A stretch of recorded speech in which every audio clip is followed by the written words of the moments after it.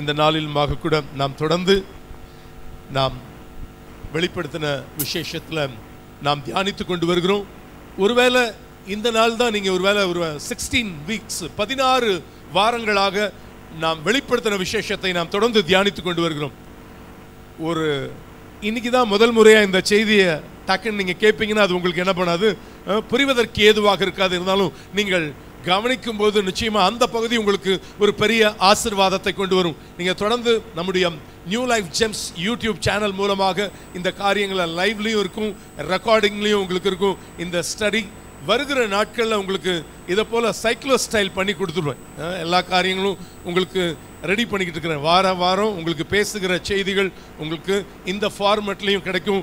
நீங்கள் வாங்கி நீங்கள் பயன்பெற தேவாவியானவர் கிருபை தருவாராக. ஆண்டவருடைய நாமம் மகிமைப்படுவதாக. வெளிப்படுத்தின விசேஷம் 4ஆம் அதிகாரம் 5ஆம் வசனத்தின் ஒரு முதல் பகுதியை நாம் தியானித்தோம். தொடர்ந்து நாம் தியானிக்க தேவாவியானவர் கிருபை தருவாராக. வெளிப்படுத்தின விசேஷம் 4ஆம் அதிகாரத்துக்கு நேராக நம்முடைய கவனத்தை நாம் திருப்புவோம். 4ஆம் அதிகாரம் 5ஆம் வசனம். அந்த சிங்காசனத்திலிருந்து மின்னல்களும் இடி முழக்கங்களும் சத்தங்களும் புறப்பட்டன. தேவனுடைய 7 ஆவிகளாகிய 7 அக்கினி தீபங்கள் சிங்காசனத்திற்கு முன்பாக எரிந்து கொண்டிருந்தன என்று சொல்லி அந்த பகுதியில் நாம் வாசிக்கும் பொழுது வாசிக்கிறோம். ஆண்டவருடைய நாமம் மகிமைப்படுவதாக. எல்லா நிலைகளில் தேவாவியானவர் இந்த காரியங்களை உங்களுக்கும் எனக்கும் ஆசீர்வாதமானதாக்கி தர தேவன் அனுக்கிரகம் செய்வாராக. ஆண்டவருடைய நாமம் மகிமைப்படுவதாக. இந்த பகுதியை நீங்க வாசித்து பார்க்கிற பொழுது, அதாவது 5 கவனிங்க, எங்க கவனிங்க, 5 தரிசனங்களை பார்க்கிறார். 5 தடவை ஆவிக்குள்ளாக கடந்து போகிறார். இந்த அப்போஸ்தலனாகிய யோவான் 5 விசை கர்த்தர் என்ன பண்ணுகிறார்னா ஆவிக்குள்ள ஆண்டவர் கொண்டு போகிறார். முதல் முறை கொண்டு போனது எப்போ அப்படின்னு சொன்னா, வெளிப்படுத்தின விசேஷம் 1ஆம் அதிகாரம் 10ஆம் வசனத்தை நீங்க வாசித்து பார்க்கிற போது முதல் முறை அவர் ஆவிக்குள்ளாக அவர் கடந்து போய் எங்க எதை காமிக்கிறார்னா பிரசன்ட் ஸ்டேஜை காமிக்கிறார். அதாவது இங்க இருக்க இந்த உலகத்தில் இருக்கக்கூடிய 7 சபைகளையும் அவர் என்ன பண்றாருன்னா அவர்களுக்கு காண்பிக்கிறது அந்த பகுதி நமக்கு சொல்லிக் கொடுக்கிறது. ஆனா 4ஆம் அதிகாரத்தை நீங்க வாசித்து பார்க்கிற போது, அந்த பகுதியை நீங்க தியானிக்கிற போது, அந்த பகுதிகளில் வேதவசனம் நமக்கு சுட்டி காட்டுகிற காரியம் என்ன அப்படின்னு சொல்லி நீங்க பார்க்கிற போது, இவைகளுக்கு பின்பு 2வது தரிசனத்தை அந்த இடத்துல அவர் பார்க்கிறார். அவர் மறுபடியும் ஆவிக்குள்ளாக கடந்து போகிற காரியம் என்ன அப்படின்னு சொன்னா, இதுவரைக்கும் பூமியில் இருந்த சர்ச்சஸை பார்த்துக்கிட்டு இருந்தவர் முதல் முறையா பரலோகத்தில் இருக்கக்கூடிய நம்ம எல்லாரும் ஆராதிக்க போகிற அந்த சபைக்கு கர்த்தர் கொண்டு போகிறார். அவர் அந்த இடம் எப்படி இருக்குது, இனி அடுத்தடுத்த நிகழ்வுகள் இருக்கும். அதைத்தான் நம்ம என்ன பண்ணிக்கிட்டு இருக்கிறோம், தியானித்து கொண்டு வருகிறோம். நான் மறுபடியும் இவைகளுக்கு பின்பு இந்த நிகழ்வுகள் என்ன நடக்கிறது என்கிறதான் நாம் தியானித்து கொண்டிருக்கிறோம். அந்த சிங்காசனத்தின் மத்தியில் அமர்ந்திருந்தவர் யார், 24 மூப்பர்கள் என்பவர்கள் யார் என்பதெல்லாம் கடந்த நாட்களில் தியானித்தோம். அந்த இடி முழக்கங்களும் மின்னல்களும் நமக்கு எதை சொல்லுகிறது என்பதையும் என்ன பண்ணிட்டு இருந்தோம், நாம் தியானிக்க கர்த்தர் கிருபை கொடுத்தார். இந்த நாளிலுமாக கூட தொடர்ந்து அதனுடைய 2வது பகுதியை நாம் தியானிக்க போகிறோம். 4ஆம் அதிகாரம் 5வது வசனத்தினுடைய 2ஆம் பகுதியை நாம் வாசிக்கலாம். தேவனுடைய 7 ஆவிகளாகிய 7 அக்கினி தீபங்கள் சிங்காசனத்துக்கு முன்பாக எரிந்து கொண்டிருந்தன என்று சொல்லி அந்த பகுதியில் வாசிக்கிறோம். இங்க கவனிக்கலாம், 7 என்பது எதை காண்பிக்கிறது, பரிபூரணம். அதுதான் நமக்கு சொல்லப்படுது. அது பரிசுத்த ஆவியானவருடைய பரிபூரணத்தை அது காண்பிக்கிறது. முதலாவது இந்த 7 குத்து விளக்குகளின் மத்தியிலேன்னு சொல்லும் போது அந்த காரியங்களை உங்களுக்கு நம்ம பல விதங்களில் விளக்கினோம். ஏசாயா 11ஆம் அதிகாரம் 2ஆம் வசனத்தை நீங்க வாசித்து பார்க்கிற போது அந்த என்னென்ன ஆவிகள், ஞானத்தையும் உணர்வையும் அருளும் ஆவியும், ஆலோசனையும் பலனும் அருளும் ஆவியும், அறிவையும் கர்த்தருக்கு பயப்படுகிற பயத்தையும் அருளும் ஆவியும் ஆகிய கர்த்தருடைய ஆவியானவர் அவர்கள் மேல் தங்கி இருப்பார். இது யாரை எதை காண்பிக்கிறதுனா, இந்த 7 ஆவிகள் யாரை காண்பிக்குது, ஆவியானவரை காண்பிக்குது. நல்லா கவனிங்க. இந்த ஒரு செகண்ட் அதை விட்டுட்டோம் அப்படின்னு சொன்னா முடிஞ்சு போச்சு. இவைகளுக்கு பின்பு இந்த பரிசுத்த ஆவியானவர் குறித்து தான் நம்ம அந்த பகுதிகளில் வாசிக்கிறோம். 7 ஆவிகளாகிய 7 அக்கினி தீபங்கள். 7 அக்கினி தீபங்கள் என்பது எதை காண்பிக்கிறது? தேவனுடைய 7 ஆவிகளை அது காண்பிக்கிறது. அது இப்போ எங்க எரிஞ்சுக்கிட்டு இருக்குதுங்க? சிங்காசனத்துக்கு முன்பாக அது எரிந்து கொண்டிருக்கிறது. இதுல என்ன இருக்குதுங்க? புதுமையா நீங்க என்ன சொல்லிட்டு இருக்கிறீங்க அப்படின்னு யோசிப்பீங்கன்னு சொன்னா, ஆவியானவருடைய கிரியை எங்க முடிஞ்சு போச்சு? பூமியில முடிஞ்சு போயிடுச்சு. இவைகளுக்கு பின்பு இந்த 4ஆம் அதிகாரத்துக்கு பிறகு ஆவியானவர் எங்க இருக்கிறாரு? இங்க கீழே அந்தி கிறிஸ்துவனுடைய ஆட்சி நடந்து கொண்டிருக்கிற அந்த காலகட்டம். ஆனா ஆவியானவர் எங்க வீட்டில் இருக்கிறாருங்க? சிங்காசனத்துக்கு முன்பாக அங்க இருக்கிறத நாம் வேதத்துல பார்க்கும்போது பார்க்கிறோம். ஆண்டவருடைய நாமம் மகிமைப்படுவதாக. இன்றைக்கு உங்களுக்குள்ள எனக்குள்ள வாசம் பண்ணி கொண்டிருக்கிற பரிசுத்த ஆவியானவர் இனி எங்க இருக்க போறது இல்ல, அந்த இவைகளுக்கு பின்பு சபை எடுத்துக்கொள்ளப்பட்ட பிறகு எங்க இருக்க போறது இல்லைன்னா, இந்த பூமியில அவருடைய கிரியைகள் இல்லை. அவர் எங்க போகிறாரு? அந்த இடத்துல உன்னதத்துல அங்க கடந்து போகிறது தான் வேதவசனம் சொல்லப்பட்டிருக்கு. சிங்காசனத்துக்கு முன்பாக இந்த அக்கினி தீபங்கள் என்ன பண்ணிக்கிட்டு இருக்குதான்? எரிந்து கொண்டிருக்கின்றன என்று சொல்லி அந்த பகுதியில் வாசிக்கிறோம். ஆண்டவருடைய நாம மகிமைப்படுவதாக. அப்போ நம்ம இந்த நாட்களில் மறுபடியும் சொல்லுகிற ஒரு காரியம் என்னன்னா, ஆயத்தப்படுங்க. எல்லாவற்றிலும் நீங்களும் நான் என்ன பண்ணணும்? ஆயத்தப்படணும். எனக்காக இன்றைக்கு எனக்குள்ள இருந்து என்னை உணர்த்தி கொண்டிருக்கிற பரிசுத்த ஆவியானவர். ஆனா இந்த சத்தத்துக்கு இன்னைக்கு செவி கொடுக்கலன்னு சொன்னா, நாட்கள் சீக்கிரத்தில் வரும். அவர் இந்த பூமியில் இருக்க போறதில்ல. பயங்கரமான கொடூரமான காரியங்கள் இந்த பூமியில் நடக்கிற கால சூழ்நிலைகள் ஏற்பட போகும்போது நீங்களும் நானும் இந்த நாட்களில் ஜாக்கிரதையோடு கூட இருந்து உன்னதத்தில் அவரோடு கூட யுக யுகமாக இருக்க கர்த்தர் உங்களுக்கு எனக்கும் கிருபை தரணும். அதை நான் வாஞ்சிக்கிறேன்னு சொல்றவங்க கைகளை உயர்த்தி ஒரு அல்லேலூயா சொல்லுவோமா?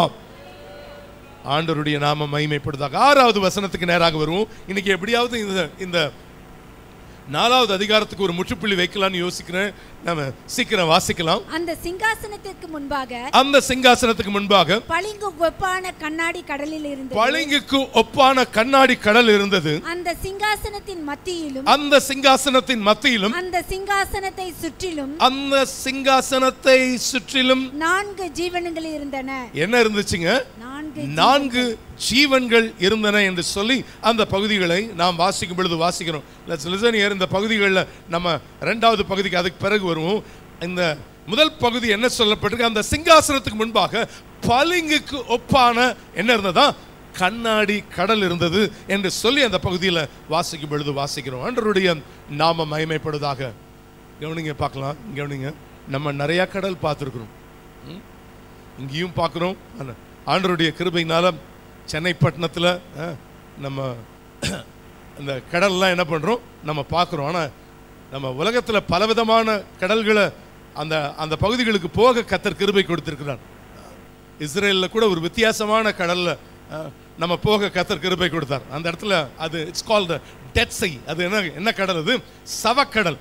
அதில் என்ன பண்ணிட்டு இருப்போம்? நாங்கள் நம்ம சர்ச்சிலேருந்தும் பலர் போனோம்.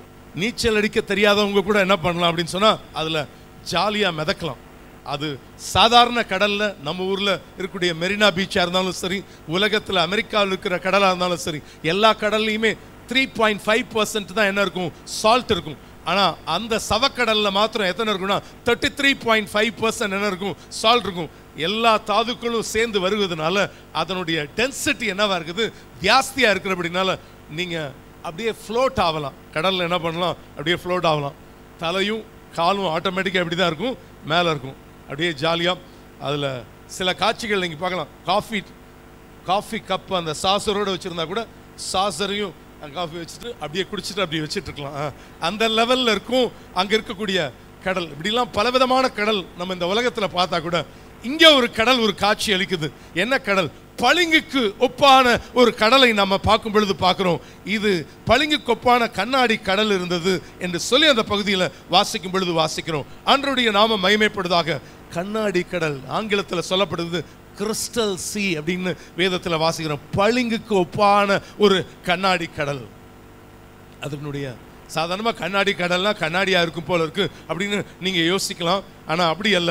அதை நான் உங்களுக்கு நம்ம தியானிக்க கர்த்தர் கிருபை தருவாராக. ஒரு காரியத்தை நீங்கள் இந்த இடத்துல நல்லா விளங்கி கொள்ள வேண்டிய ஒரு காரியம், பரலோகம் என்பது பூமியில உள்ள ஆசரிப்பு கூடாரத்தின் சாயலாக உள்ளது.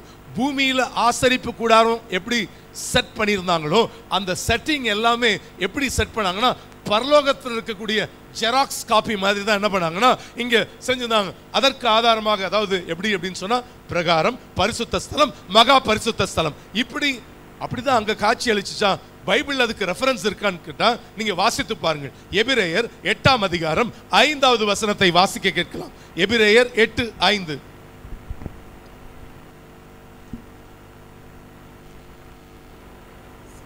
இவர்கள் செய்யும் ஆராதனை, நல்லா கவனிங்க, இவர்கள் செய்யும் ஆராதனை பரலோகத்தில் உள்ளவைகளின் சாயலுக்கும், நல்லா கவனிங்க, பரலோகத்தில் உள்ளவைகளின் சாயலுக்கும் நிழலுக்கும் ஒத்திருக்கிறது. நிழலுக்கும் ஒத்திருக்கிறது.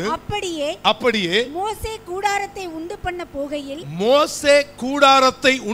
போகையில் மலையிலே உனக்கு காண்பிக்கப்பட்ட மாதிரியின்படியே நீ எல்லாவற்றையும் செய்ய எச்சரிக்கையாயிரு என்று தேவன் அவனுக்கு கட்டளையிட்டார். நல்லா இந்த வசனத்தை வாசிங்க. பரலோகத்தில் உள்ளவைகளின் சாயலுக்கும் நிழலுக்கும் எப்படி இருக்குதா ஒத்திருக்கிறது. கைகளை உயர்த்தி ஒரு அல்லேலூயா சொல்லுவோமா? அங்க சொல்லப்பட்டிருக்கிற காரியம் அதனுடைய சாயல் தான் எங்க நடக்குதுன்னா இங்க நடக்குது. அதுல பாருங்க, மோசே கூடாரத்தை உண்டு பண்ணுகையில், ஆசரிப்பு கூடாரத்தை செட்டிங்ஸ் அதை உண்டு பண்ணுகையில் மலையிலே உனக்கு காண்பிக்கப்பட்ட மாதிரியின்படியே நீ எல்லாவற்றையும் செய்ய என்ன பண்ணிரு, எச்சரிக்கையாயிரு.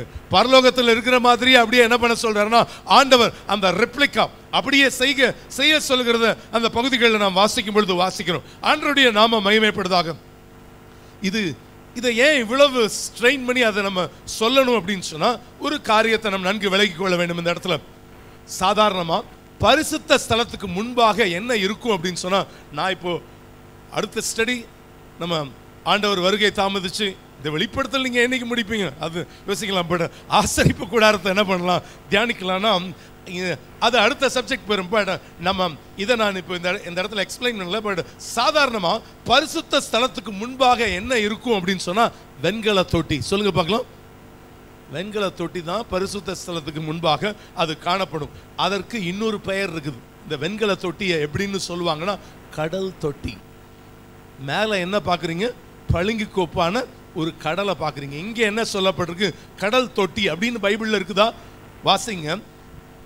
1 ராஜாக்கள் 7ஆம் அதிகாரம் 23வது வசனம். அது கடல்ன்ற வார்த்தை தொட்டி தானே இருக்குது. வாசிச்சு பாருங்க. 1 ராஜாக்கள் 7ஆம் அதிகாரம் 23வது வேத வசனம். வெண்கல கடல் என்னும் தொட்டியையும் வார்ப்பித்தான். போதும். இந்த வார்த்தை என்ன சொல்லப்பட்டிருக்குது, வெண்கல கடல் என்னும் தொட்டியையும் என்ன பண்ணானா வார்ப்பித்தான் என்று சொல்லி அந்த பகுதியில் வாசிக்கும் பொழுது வாசிக்கிறோம். பரிசுத்த ஸ்தலத்துக்கு முன்பாக எப்படி ஒரு வெண்கல கடல் என்னும் தொட்டி, வெண்கல தொட்டி வைக்கப்பட்டிருந்ததோ அதை போல இந்த இடத்துல என்ன காணப்படுது, ஒரு கண்ணாடி கடல், ஒரு பெருங்கடல் காணப்படுகிறது. வேதத்தில் வாசிக்கும் பொழுது வாசிக்கிறோம். நல்லா கவனிங்க. அதாவது லிட்டரலா கடல் கிடையாது. லிட்டரலா என்ன இல்லை, அந்த இடத்துல கடல் இல்லை. கடல் என்பது அதாவது எல்லாமே என்னவா சொல்லப்படுதுன்னா அதனுடைய கடல் என்பதனுடைய ஞான அர்த்தம் என்ன, ஒப்பனையாக, சிக்னிஃபைடு அப்படின்னு சொல்லலாம் ஆங்கிலத்தில். அப்படி ஒப்பனையாக சொல்லப்பட்டிருக்கிற காரியமாக அது நமக்கு சொல்லப்படுகிற காரியம். அது கடல் என்பது எதற்கு ஒப்புமையாக சொல்லப்பட்டிருக்கு அப்படின்னு சொன்னா யாருக்கு ஒப்புமையாக சொல்லப்பட்டிருக்குது, ஜனங்களுக்கு ஒப்புமையாக சொல்லப்பட்டிருக்குது. தூரத்திலிருந்து நீங்க திரள் கூட்டத்தை பார்க்கும்போது அலையாக எப்படிதான் அவங்க எப்படி இருப்பாங்க, யாரை பார்க்கும்போது, ஜனங்களை பார்க்கும்போது எப்படிதான் இருப்பாங்க, ஒரு கடல் போல காட்சி அளிக்கிறதெல்லாம் நம்ம என்ன பண்ணிருக்கலாம், இந்த வியூவில் பார்க்கும்போது பார்க்கலாம். ஆனால் அங்கே அந்த பரலோகத்தில் எல்லாருமே என்ன ட்ரெஸ்ல தான் இருக்கிறாங்க, ஒரே டிரான்ஸ்பரண்ட் அருமையான ஒரு ட்ரெஸ்ஸை மாட்டிட்டு அவ்வளோ பெரிய அந்த காட்சியில் பார்க்கும் பொழுது அங்கே இருக்கக்கூடிய லைட்டிங்கில் அதை பார்க்கும்போது எப்படி இருக்குது, அது ஒரு கிறிஸ்டல் சீ மாதிரி அது காணப்படுகிறது. ஜனம் என்பது, மீட்கப்பட்ட ஜனம் என்பது அது எப்படி அதை கடலுக்கு ஒப்புமையாக நீங்க சொல்கிறீங்கன்னா ஒரு வசனத்தை வாசிக்கலாம். நிறைய ரெஃபரன்சஸ் உண்டு. பட் ஒரு காரியத்தை நான் உங்களுக்கு சொல்லும்படியாக வாஞ்சிக்கிறேன். வெளிப்படுத்தின விசேஷம் 17ஆம் அதிகாரம் 15வது வசனத்தை வாசித்து பாருங்கள். வெளிப்படுத்தின விசேஷம் 17:15. பின்னும் அவன் என்னை நோக்கி, அந்த வேசி உட்கார்ந்திருக்கிற தண்ணீர்களை கண்டாயே. வேசி உட்கார்ந்திருக்கிற தண்ணீர்களை கண்டாயே. அவைகள் ஜனங்களும் கூட்டங்களும் ஜாதிகளும் பாஷைக்காரருமா. அந்த உட்கார்ந்திருக்கிற தண்ணீர்களை கண்டாயே, அந்த தண்ணீர் என்னவா? அவைகள் என்ன சொல்லப்பட்டிருக்குது? அது ஜனங்களும், சத்தமா வாசிங்க, ஜனங்களும் கூட்டங்களும் ஜாதிகளும் பாஷைக்காரருமாம் என்று சொல்லப்பட்டிருக்குது. ஆண்டவருடைய நாம மகிமைப்படுவதாக. யார் அந்த இடத்துல, இந்த இடத்துல யார் உட்கார்ந்து இருக்கிறா? அது அந்த 17ஆம் அதிகாரம் வரும்போதெல்லாம் அது வேற ஒரு சீரீஸ், அந்த காரியங்களை நம்ம தியானிப்போம். பட் தண்ணீர் என்பது எதற்கு அடையாளமா சொல்லப்பட்டிருக்குது? ஜனங்களுக்கு அடையாளமாக, ஜாதிகளுக்கு அடையாளமாக, பாஷைக்காரருக்கு அடையாளமாக அது நமக்கு சொல்லப்படுகிறது. இது நம்ம இந்த இடத்துக்கு வருவோம். பூமியிலிருந்து மீட்கப்பட்ட ஒரு கூட்டம். எப்படிப்பட்ட கூட்டம் இவங்க அப்படின்னு சொன்னா, டிரான்ஸ்பரண்ட் பீப்புள். அப்படி இப்படி நம்ம இங்க கவனிங்க, பார்க்கலாம், ஒரு நிமிஷம் கவனிங்க. இப்படி பார்க்கும்போது எல்லாரையும் தெரியுது. ஆனா இதோ இந்த கிளாஸை மாட்டினா என்னவா இருக்குது? இன்னும் பிரைட்டா இருக்குது, இன்னும் ஷார்ப்பான தெரியுது. எல்லாமே என்னவா இருக்குதுன்னா ரொம்ப ஷார்ப்பா தெரிகிற காரியமா தான். அப்போ இந்த காரியம் எப்படி பார்த்தாலும் அப்படிதான் இருக்குது. ஆனா அதை நான் போட்டுப்பா, அந்த டிரான்ஸ்பரன்சி, அதாவது உள்ள ஒண்ணு வச்சு வெளியில பேசுற கூட்டம்லாம் அங்க இருக்க போறதில்ல. அங்க உட்கார்ந்து இருக்கிற கூட்டம் எல்லாம் மீட்கப்பட்ட கூட்டமா இருப்பாங்க. அதாவது கபடு உள்ள இருதயம் உள்ளவர்கள்லாம் அங்க இருக்க மாட்டாங்க. எல்லாமே எப்படிப்பட்ட பீப்புளா இருப்பாங்கன்னா, டிரான்ஸ்பரண்ட் பீப்புளா அந்த இடத்துல என்ன பண்ணுவாங்கன்னா, ஜனங்கள் அப்படிப்பட்ட ஒரு ஜாதியார் என்ன பண்ணுவாங்கன்னா அங்க உட்கார்ந்து இருப்பாங்க. அந்த கூட்டத்தை பார்க்கும் பொழுதுதான் எப்படி இருக்குது? ஒரு திரள் கூட்டங்களை என்னவா இருக்கிறாங்கன்னா கடல் போல காட்சி அளிக்கிறதா நான் பார்க்கிறோம். அவர்களுக்குள்ள என்ன கிடையாதுன்னா ஒளிவு மறைவு என்பது இல்லாத மக்கள்.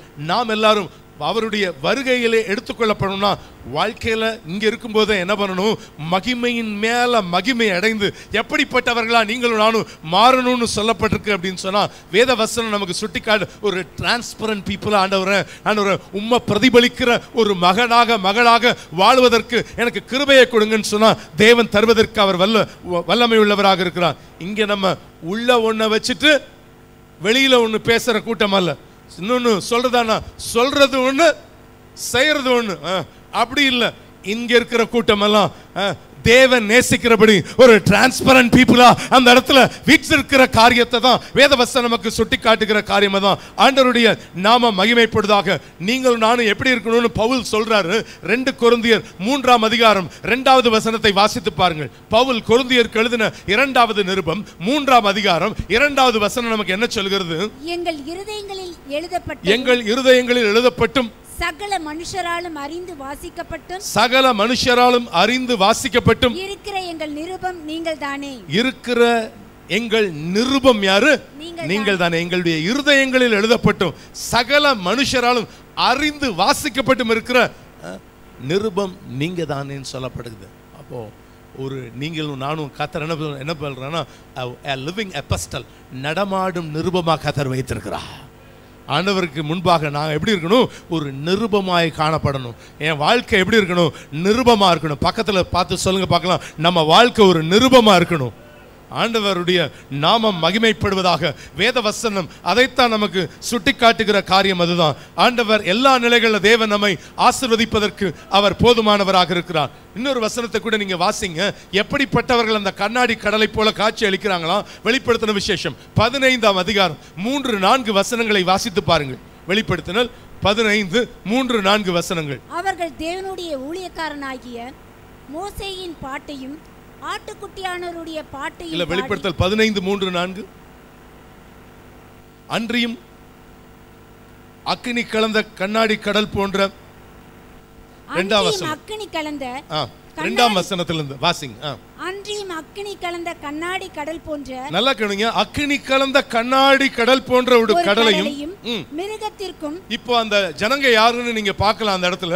சொல்லுங்க. மிருகத்துக்கும் அதனுடைய சொரூபத்திற்கும் அதனுடைய முத்திரைக்கும் அதனுடைய நாமத்தின் இலக்கத்திற்கும் உள்ளாகாமல் ஜெயம் கொண்டவர்கள். கைகளை உயர்த்தி ஒரு அல்லேலூயா சொல்லுங்க பாபு.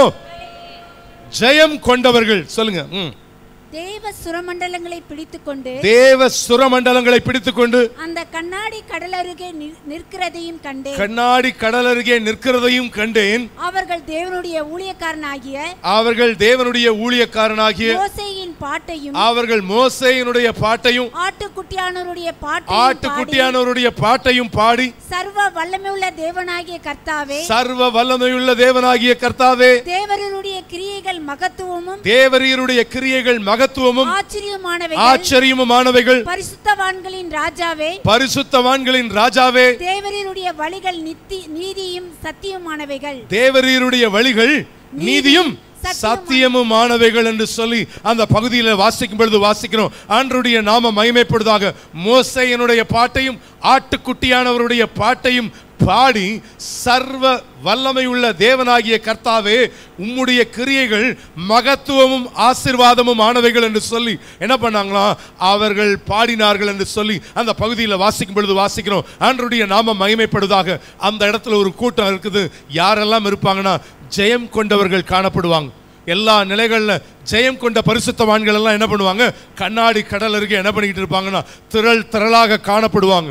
இங்க இருக்கக்கூடிய சில லட்சம் மக்களை பார்க்கும் பொழுது பார்க்கறதுக்கு அலையா இருக்கும் சொன்னா, முதலாவது நூற்றாண்டிலிருந்து ஜனங்க என்ன பண்ணிக்கிட்டு இருப்பாங்க, சாரையாக கர்த்தருக்காக மரித்த பரிசுத்தவான்கள், இரத்த சாட்சியாக மரித்த பரிசுத்தவான்கள், கர்த்தருக்காக வைராக்கியமாக இருந்த பரிசுத்தவான்கள், எத்தனை பாடுகள் எத்தனை உபத்திரவத்தின் மத்தியிலும் கர்த்தருக்காக உண்மையாக வாழ்ந்தவர்கள் எல்லாம் அப்படிப்பட்ட ஜெயம் கொண்டவர்களை அந்த சூழ்நிலையில பார்க்கிற போது அது எப்படி காட்சி அளிக்குது, கண்ணாடி கடலை போல ஒரு காட்சி அளிக்கிற ஒரு மகிமையைத்தான் என்ன பண்ணுகிறார் இந்த பக்தனை கர்த்தர் அந்த அனுபவத்துக்குள்ளாக கர்த்தர் கொண்டு போகிறார். ஆண்டவருடைய நாம மகிமைப்படுவதாக. என் ஆசையெல்லாம் இயேசுதானே, அவர் பொன்முகம்தான் பார்க்கணுமே.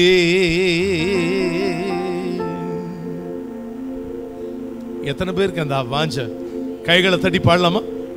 பரம அழைப்பின் பந்தய பொருளுக்காய் நான் லக்கை நோக்கி ஓடுகிறேன். பரம அழைப்பின் பந்தய பொருளுக்காய் நான் லக்கை நோக்கி ஓடுகிறேன்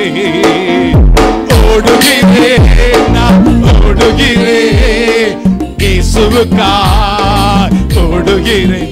சொல்லுவோம், ஓடுகிறேன் நான்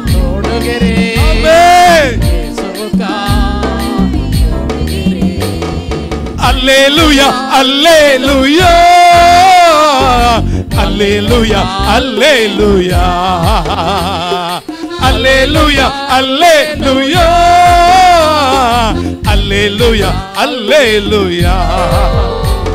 என் மனவாளன் இயேசு ராஜாவை நான் காணவே வாஞ்சிக்கிறேன். சொல்லுவோம், என் மனவாளன் இயேசு ராஜாவை நான் காணவே வாஞ்சிக்கிறேன். சொல்லுங்க, என் ஆசையெல்லாம் இயேசுதானே, என் ஆசையெல்லாம் இயேசுதானே, அவர் பொன்முகம்தான் பார்க்கணுமே. சொல்லுவோம், அவர் பொன்முகம்தான் பார்க்கணுமே. ஆமென். அல்லேலூயா அல்லேலூயா அல்லேலூயா அல்லேலூயா அல்லேலூயா அல்லேலூயா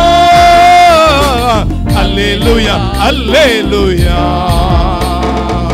அல்லேலூயா. நல்ல சத்தமா ஒரு அல்லேலூயா சொல்லுவோம். அவர் பொன்முகத்தை பார்க்கணும். அல்லேலூயா. ஜெயம் கொண்ட பரிசுத்தவான்களாக அந்த கண்ணாடி கடல்ல நிற்கிற ஒரு அனுபவம். எங்க இருக்க போறேன்னு தெரியல. கண்ணாடி கடல்ல ஜனத்தோட ஜனமா. ஏன்னா 30% பண்ணவங்களை நான் இப்படிதான் யோசித்து பார்க்கிறேன். சில விதைகள் எப்படி இருந்துச்சு, 30% கொடுத்தது. சில விதைகள் எத்தனை % கொடுக்குது, 60% விளைச்சலை கொடுக்குது. ஆனா 100% இருந்துட்டோன்னு வச்சுக்கோங்களேன், 24 பேர்ல ஒருத்தரா உட்காந்துக்கிட்டு இருப்பேன் அந்த இடத்துல. ஸோ 60% ஆண்டவர் ஒரு கேட்டகரி வச்சிருக்கிறார். ஆண்டவர் அப்படித்தானே பைபிள் சொல்லுது. சில விதைகள் அப்படின்னு சொல்லப்பட்டிருக்கிற காரியமா தான். சிலது 30, சிலது 60, சிலது எப்படி பலன் இருக்குது 100. இன்னும் மிருகத்துக்கு வரல, அந்த மிருகம் யார் என்று சொல்லி நம்ம தியானிக்க போகிறோம். ஆனால் லிவிங் கிரியேச்சர். நிறைய சில வேதாகமங்கள் பீஸ்ட்னு சொல்லப்பட்டிருக்கு. இந்த பீஸ்ட் எல்லாம் எப்போ வரும் அப்படின்னு சொன்னா, இனிமே நீங்க 6வது அதிகாரத்துக்கு பிறகு வருகிற மிருகங்கள் தான் த பீஸ்ட். ஆனா இங்கே சொல்லப்பட்டிருக்கிற 4வது அதிகாரத்தில் சொல்லப்பட்டிருக்கிற மிருகத்துக்கு பேர் என்னன்னா லிவிங் கிரியேச்சர்ஸ். அதுக்கும் இதுக்கும் என்ன இருக்குது? பீஸ்டுக்கும் லிவிங் கிரியேச்சர்ஸ்க்கும் என்ன இருக்குது? வித்தியாசம் இருக்கு. அதெல்லாம் தியானிக்க போகிறோம். லிவிங் கிரியேச்சர் அப்படின்னா என்ன அப்படின்ற காரியங்கள்லாம் தியானிப்போம். ஆண்டவருடைய நாம மகிமைப்படுவதாக. யுக யுகமாக அவரோடு கூட மடியில உட்கார்ந்து இருக்கிற ஒரு அனுபவம். ஐயோ, எப்படியோ அந்த 30%லயாவது நான் உள்ள போயிட்டா போதும்யா. அதல்ல, ஆண்டவருடைய நாம மகிமைப்படுவதாக. அவரோடு கூட சிங்காசனத்தில் உட்காருகிற ஒரு பாக்கியத்தை.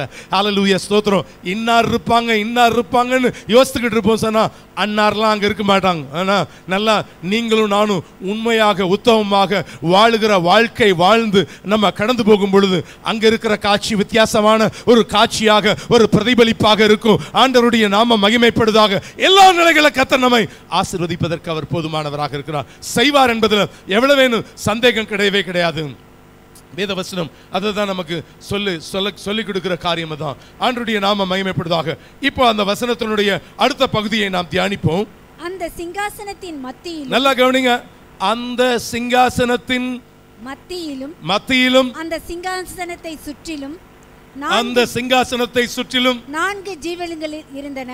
4 ஜீவன்கள் இருந்தன என்று சொல்லி அந்த பகுதிகளில் வாசிக்கும் பொழுது வாசிக்கிற காரியம் அது. ஆண்டவருடைய இல்ல அந்த பகுதி தொடர்ந்து வாசிங்க. அவைகள் முன்புறத்திலும் பின்புறத்திலும் கண்களால் நிறைந்திருந்தன. அவைகள் முன்புறத்திலும் பின்புறத்திலும் கண்களால் நிறைந்திருந்தன என்று சொல்லி அந்த பகுதியில் வாசிக்கிறோம். சிங்காசனத்தின் மத்தியிலும் அந்த சிங்காசனத்தை சுற்றிலும் 4 ஜீவன்கள் இருந்தன. அது அந்த இடம் முழுமையா என்ன பண்ணிருச்சா? நிறைந்திருந்தன என்று சொல்லி அந்த பகுதியில் கண்களால் அது என்ன பண்ணப்பட்டுதான்? நிறைந்திருந்தன. அவைகள் முன்புறத்திலும் பின்புறத்திலும் கண்களால் நிறைந்திருந்தன. நல்லா கவனிங்க, இங்க கவனிங்க பார்க்கலாம். சில வார்த்தைகள் அப்படி 10ஓட 11 வாசித்தீங்கன்னா அப்படிதான் இருக்கும். முழுமையாய் அந்த இடத்தை அப்படியே ஆக்கிரமிப்பு. சிங்காசனத்தின் மத்தியிலும் மத்தியில யார் உட்கார்ந்துருக்கிற? அந்த இடத்துல மத்தியில உட்கார்ந்துருக்கிற யாரு? தேவகுமாரனாகிய மத்தியிலும் சுற்றிலும் என்னவா இருக்குது அப்படின்னு சொன்னா இந்த 4 ஜீவன்கள் ஆக்கிரமிப்பு செய்து கொண்டிருந்தன என்று சொல்லி அந்த பகுதியில் வாசிக்கிறோம். நான் மறுபடியும் சொல்லுகிறேன், இந்த 4 ஜீவன்கள் என்பது என்ன என்பதை நாம் இந்த நாளில் நாம் சில காரியங்களை நாம் தியானிக்க கர்த்தர் கிருபை தருவாராக. அதாவது இட்ஸ் நாட் அ பீஸ்ட். நீங்க ஆம்பிளிஃபைட் வெர்ஷன் நீங்க வாசித்து பார்க்கும் பொழுது அங்க வார்த்தை சொல்லப்படுது லிவிங் கிரியேச்சர்ஸ். கிரேக்க மொழியில என்ன வார்த்தை சொல்லப்படுதுன்னா ஜூன் என்று சொல்லப்படுது. ZOON என்கிற பதம் உபயோகப்படுத்தப்பட்டிருக்குது. இந்த 4 ஜீவன்கள் என்பது என்ன என்பதை நாம் தியானித்து தொடர்ந்து இதை நான் உங்கள் மத்தியில் விளக்கும்படியாக வாஞ்சிக்கிறேன். ஆண்டவருடைய நாம மகிமைப்படுவதாக. இந்த 4 ஜீவன்கள் யார்? வெளிப்படுத்தின விசேஷம் 5ஆம் அதிகாரம் 8, 9, 10 வசனங்களை நீங்கள் வாசித்து பாருங்கள். அந்த புஸ்தகத்தை அவர் வாங்கின போது, நல்லா கவனிங்க, அந்த புஸ்தகத்தை அவர் வாங்கின போது அந்த 4 ஜீவன்களும், நல்லா கவனிங்க, புஸ்தகத்தை அந்த 4 ஜீவன்களும் 24 மூப்பர்களும் தங்கள் சுரமண்டலங்களையும் பரிசுத்தவான்களுடைய ஜபங்களாகிய தூப வர்க்கத்தால் நிறைந்த பொற்கலசங்களையும் பிடித்துக்கொண்டு ஆட்டுக்குட்டியானவருக்கு முன்பாக வணக்கமாய் விழுந்து. எல்லாம் இங்க கவனிங்க பார்க்கலாம். அவங்க வாசிக்கட்டும், இங்க கவனிங்க எல்லாரும். எது ஆட்டுக்குட்டியானவருக்கு முன்பாக வணக்கமாய் விழுகிறது? யாரு கவனிங்க, யார் அங்க விழுறா? 28 பேர் விழுறாங்கன்னு சொல்லப்பட்டிருக்குது அந்த இடத்துல. யார் விழுறா? அந்த 4 ஜீவன்களும் 24 மூப்பர்களும் என்ன பண்ண யாருக்கு முன்பாக விழுறாங்க? ஆட்டுக்குட்டியானவருக்கு முன்பாக வணக்கமாய் விழுந்து அப்படின்னு சொல்லப்பட்டிருக்குது. வாசிங்க இப்போ. தேவரீருடைய புஸ்தகத்தை வாங்கவும் அதன் முத்திரைகளை உடைக்கவும் பாத்திரராயிருக்கிறீர். ஏனெனில் நீர் அடிக்கப்பட்டு சகல கோத்திரங்களிலும் பாஷைக்காரரிலும் ஜனங்களிலும் ஜாதிகளிலும் இருந்து எங்களை தேவனுக்கென்று உம்முடைய இரத்தத்தினாலே மீட்டுக்கொண்டு, எங்களை தேவனுக்கென்று யாரால மீட்கப்பட்டு? உம்முடைய இரத்தத்தினாலே மீட்டுக்கொண்டு எங்கள் தேவனுக்கு முன்பாக எங்களை ராஜாக்களும் ஆசாரியர்களும் ஆக்கினீர், நாங்கள் பூமியிலே அரசாளுவோம் என்று புதிய பாட்டை பாடினார்கள். அப்படியே 9ஆம் வசனத்தை காமிங்க மாதிரில ஸ்கிரீன்ல 9ஆம் வசனத்துக்கு வாங்க. இங்க வார்த்தை நமக்கு சுட்டி காட்டுகிற காரியம் என்ன? இவங்க என்ன சொல்லி தொழுது கொள்கிறாங்கன்னு சொல்லப்பட்டிருக்குது. யாரு? சகல கோத்திரங்களிலும் சகல பாஷைக்காரரும் ஜனங்களிலும் ஜாதிகளிலும் இருந்து எங்களை தேவனுக்கென்று உம்முடைய ரத்தத்தினாலே. யாருங்க ரத்தத்தினால மீட்டுக் கொள்ளப்பட்டவங்க? யாரு ரத்தத்தில் மீட்டுக் கொள்ளப்பட்டவங்க? யாரு ரத்தத்தில் மீட்டுக் கொள்ளப்பட்டது? யாரு? நம்ம தான். அது ஏன் நீங்க யோசிச்சு பயந்து சொல்றீங்க? பயப்படாதீங்க, தைரியமா சொல்லுங்க. ரத்தத்தில் மீட்டுக் கொள்ளப்பட்டது யாரு தான்? நம்ம தான் மீட்டுக் கொள்ளப்படும். வேற யாருக்காவது அது அப்படி இருக்குன்னு சொன்னா அது போய். ஏன்னா தேவதூதர்களுக்கு அப்படிப்பட்ட ஆப்ஷன் இருந்துச்சா? இல்லைன்னு சொன்னா லூசிஃபர் ரசிக்கப்பட்டிருப்பான். லூசிஃபர் அவனோடு விழுந்த தூதர்களுக்கெல்லாம் என்ன பண்ணா? அந்த ஆப்ஷனை இயேசு கிறிஸ்து கொடுத்தாரா? பரலோகம் கொடுத்துச்சானா? இல்ல, மனு குலத்துக்கு தான் என்ன பண்ணாருன்னா இந்த காரியம் செய்யப்படுது. கைகளை உயர்த்தி ஒரு அல்லேலூயா சொல்லுவோமா? இதுல இந்த ரத்தத்துல மீட்டுக்கொள்ளப்பட்ட அப்படின்னு சொல்லி அந்த 9வது வசனத்துல வாசிக்கும் பொழுது வாசிக்கிற காரியமா தான் 4 ஜீவன்களும் 24 மூப்பர்களும் வணக்கமாய் விழுந்து. இது யாரை காண்பிக்குது? 4 ஜீவன்களும் யாரை வெளிப்படுத்துது அப்படின்னு சொன்னா மீட்டுக்கொள்ளப்பட்ட தேவ பிள்ளைகள். நல்ல கைகளை உயர்த்தி ஒரு அல்லேலூயா சொல்லுவோம். என்னங்க மிருகம்னு சொல்லப்படுது, மீட்டுக்கொள்ளப்பட்ட தேவ பிள்ளைகள்னு சொல்றீங்க அப்படின்னா அதுக்குரிய விளக்கத்துக்கு வருகிறேன். இல்லை அப்படின்னு சொன்னா ஏதோ மிருகம் சொல்லப்பட்டிருக்கு அப்படின்ற மாதிரி உங்களுக்கு அது காட்சி அமைப்பாக இருக்கும். ஆனால் அதை குறித்து தியானிக்க கர்த்தர் கிருபை. சிலர் யாருன்னு சொல்றாங்கன்னா இது சேராபீன்கள்னு சொல்லுவாங்க. சேராபீன்கள் ரத்தத்தினால மீட்கப்பட்டுச்சா? இல்லை. இங்க நமக்கு வார்த்தையை தெளிவா அர்த்தத்தோட வாசிங்கன்னா தான் அந்த காரியம் உங்களுக்கு புரியும். மீட்புன்னு இருந்தா நான் மறுபடியும் சொல்லுகிறேன், லூசிஃபர் அவனோடு விழுந்த தூதர்கள்லாம் ரசிக்கப்பட்டிருப்பாங்க. ஆனா ஒரே ஒரு காரியம் உலகத்துல உங்களுக்கும் எனக்கும் கிடைக்கப்பட்ட ஒரு நல்ல ஸ்லாக்கியம் என்ன அப்படின்னு சொன்னா மீட்பு என்கிற இந்த அனுபவம் மனுக்குலத்துக்கு மட்டுமே. அந்த மனுக்குலத்துல எத்தனையோ கோடி 700 கோடி வாழ்ந்துகிட்டு இருக்கிற இந்த உலகத்துல இந்த மீட்கப்பட்ட ஜனமாக தேவன் தன்னுடைய ஒரே பேரான குமாரனுடைய ரத்தத்தினால என்னை மீட்டெடுத்திருக்கிறார்னு எவ்வளவு பேர் சந்தோஷிப்பிக்கிறீங்க? நல்லா கைகளை தட்டி கர்த்தருடைய நாமத்தை மகிமைப்படுத்துங்க பாப்போம். எல்லா துதி கன மகிமையை என் ஆண்டவர் ஒருவருக்கே செலுத்தி எல்லா உற்சாகமாய் கரங்களை தட்டும். இங்க வார்த்தை அதுதான் நமக்கு சுட்டி காட்டுகிற காரியம் தான் இங்க. ஆனா இந்த இடத்துல ஜீவன்கள், இந்த இடத்துல வார்த்தைகள் நமக்கு சுட்டி காட்டுகிற 4ஆம் வசனத்துக்கு மறுபடியும் வரும். அந்த இடத்துல என்ன சொல்லப்பட்டிருக்கிற காரியம்? அவைகள் சிங்காசனத்தை சுற்றிலும் 4 ஜீவன்கள் இருந்தன. இந்த ஜீவன்களை குறித்து எங்க நமக்கு சொல்லப்பட்டிருக்கு வாசிக்கலாம் அப்படின்னு சொன்னா எசேக்கியேல் 1ஆம் அதிகாரம் 6ஆம் வசனம் தொடங்கி நீங்க வாசிக்கும் பொழுது அந்த வசனங்கள் நமக்கு சுட்டி காட்டுகிற காரியம் தான். எசேக்கியேல் 1:6 6ஆம் அதிகாரம் நீங்க நல்லா கவனிங்க. இந்த எசேக்கியேல் 1, எசேக்கியேல் 10 இந்த அதிகாரங்கள்லாம் வீட்டில் போய் நல்லா வாசித்து பார்த்துக்கொள்ளுங்க. எசேக்கியேல் 1ஆம் அதிகாரம், எசேக்கியேல் 10ஆம் அதிகாரம், ஏசாயா 6ஆம் அதிகாரம். இந்த அதிகாரங்கள் எல்லாம் எதை பற்றி சொல்லப்பட்டிருக்குது? இந்த சீனை ரொம்ப அழகா சொல்லப்பட்டிருக்கு. இதை நம்ம விளக்குவோம்னு சொன்னா இன்னைக்கு இல்லை, இந்த வருஷம் வரைக்கும் இதே சப்ஜெக்ட் தான் என்ன பண்ணிட்டு இருப்போம், இதே 4வது அதிகாரத்திலே இருப்போம். அதனால இதை நம்ம ஜஸ்ட் தியானித்து அடுத்த பகுதிக்கு நேராக கடந்து போகலாம். வாசிங்க. அவைகளில் ஒவ்வொன்றுக்கும் நன்னான்கு முகங்களும் ஒவ்வொன்றுக்கும் நன்னான்கு செட்டைகளும் இருந்தன. அவைகளுடைய கால்கள் நிமிர்ந்த கால்களாய் இருந்தன. அவைகளுடைய உள்ளங்கால்கள். அப்படியே 10ஆம் வசனத்துக்கு வந்துருங்க. அவைகளுடைய முகங்களின் சாயலாவது வலது பக்கத்தில் 4 மனுஷ முகமும் சிங்க முகமும் இடது பக்கத்தில் 4 எருது முகமும் கழுகு முகமாய் இருந்தது என்று சொல்லி அந்த பகுதியில் நாம் வாசிக்கும் பொழுது வாசிக்கிறோம். இப்போ 4ஆம் அதிகாரம் அப்படியே இங்க வெளிப்படுத்தல் 4ஆம் அதிகாரம் தொடர்ந்து நம்ம 7ஆம் வசனத்தை வாசிக்கலாம். முதலாம் ஜீவன் சிங்கத்திற்கு ஒப்பாகவும், இரண்டாம் ஜீவன் காளைக்கு ஒப்பாகவும், மூன்றாம் ஜீவன் மனுஷ முகமும் மனுஷ முகம் போன்ற முகம் உள்ளதாகவும், நான்காம் ஜீவன் பறக்கிற கழுகுக்கு ஒப்பாகவும் இருந்தது என்று சொல்லி அந்த பகுதியில் அந்த 4 ஜீவன்களிலும் அந்த 4 ஜீவன்களிலும் ஒவ்வொன்றும் அவ்வாறு சிறகு உள்ளவைகளும் சுற்றிலும் உள்ளேயும் கண்களால் நிறைந்தவர்களுமாயிருந்தன. போதும் போதும். இந்த பகுதியை நீங்க வாசித்து பார்க்கும் பொழுது நமக்கு சொல்லப்பட்டிருக்கிற காரியம், நான் முதல்ல சொன்னேன், நம்ம தான் யாரு? அந்த ஜீவன்கள்னு சொன்னேன். இதை பார்க்கும்போது எப்படி காட்சி அளிக்குது? 4 காரியங்களும் 4 ஜீவன்களுடைய முகமும் ஒரு காட்சி அமைப்புல இருக்கு அப்படின்னு சொன்னா என்னென்ன காட்சி அமைப்புல இருக்குது? என்ன முகம்? சத்தமா சொல்லலாம். சிங்க முகம், 2வது எருது காளை முகம், 3வது மனுஷ முகம், 4வது கழுகுக்கு ஒப்பான காரியங்கள் என்று சொல்லி 4 காரியங்களை நாம் தியானித்துக் கொண்டிருக்கிறோம்.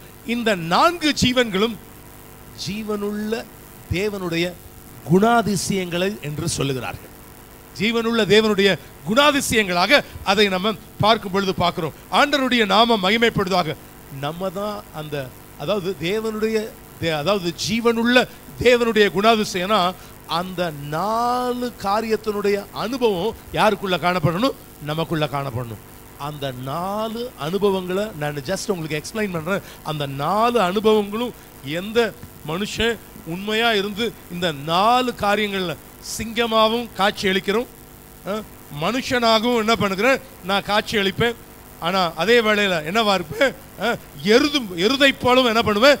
செயல்படுவேன். இன்னொரு காரியம், கழுகு கொப்பாகவும் இருப்பேன். அந்த 4 அனுபவங்களையும் கொண்ட ஒரு அதாவது யோசிக்க முடியாத ஒரு பர்சனாலிட்டியா இருப்பாங்கன்னா அவங்கெல்லாம் அப்படியாக இருப்பாங்க. அந்த இடத்துல அந்த ஜீவன்களாக என்ன பண்ணுவாங்கன்னா காட்சி அமைக்கிற ஒரு அமைப்புக்கு கர்த்தர் கொண்டு போகிறார். அந்த உயரத்துக்கு, அந்த ஸ்தானத்துக்கு என்ன பண்றாரு?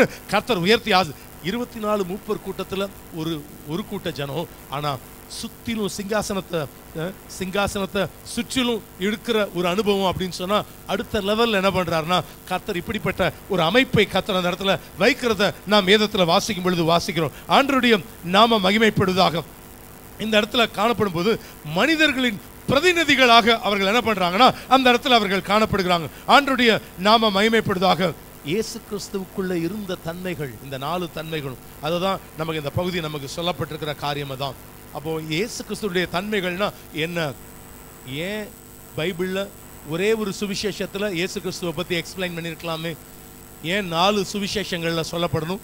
மத்தேயு, மார்க்கு, லூக்கா, யோவான் 4 பேரும் 4 தன்மைகளோடு கூட இந்த இயேசு கிறிஸ்துவை எக்ஸ்பிளைன் பண்ற காரியம் அதுல நமக்கு சொல்லப்பட்டிருக்கிற காரியம் அதான்.